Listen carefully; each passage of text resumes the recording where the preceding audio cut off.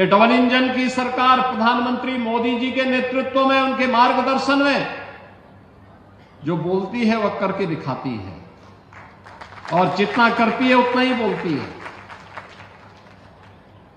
हम लोगों ने कहा था ना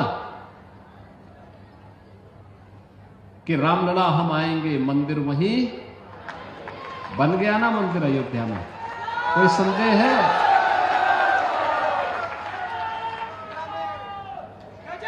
कोई संदेह है?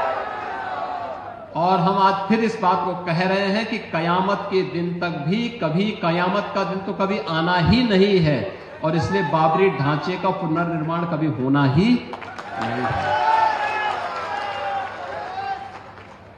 जो कयामत के दिन आने का सपना देख रहे हैं, ऐसे ही सड़गल जाएंगे, कभी वह दिन आने वाला नहीं है।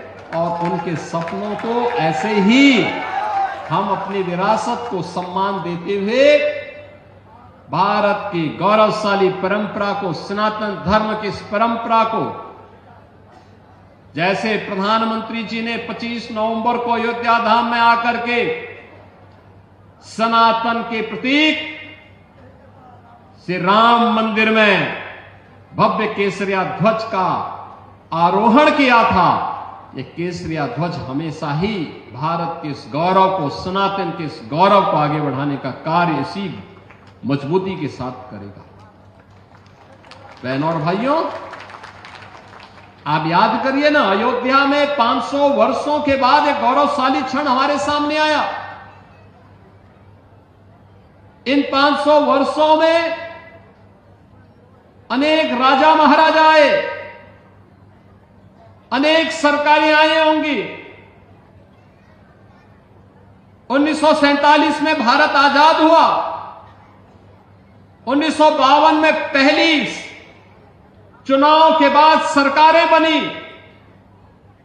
लगातार हर चुनाव के बाद सरकारें बनती थी, फिर चुनाव होते थे, सरकारें बनती थी। अयोध्या में भगवान राम का, उनकी जन्मभूमि पर भव्य मंदिर के निर्माण का कार्य हो, आखिर ये उनके मन में क्यों नहीं आया? आज तो हर व्यक्ति कहता है कि साहब राम हमारे भी हैं। हमने कहा सभी के हैं, राम तो सबके हैं, भेद इसमें है ही नहीं। लेकिन कुछ लोग हैं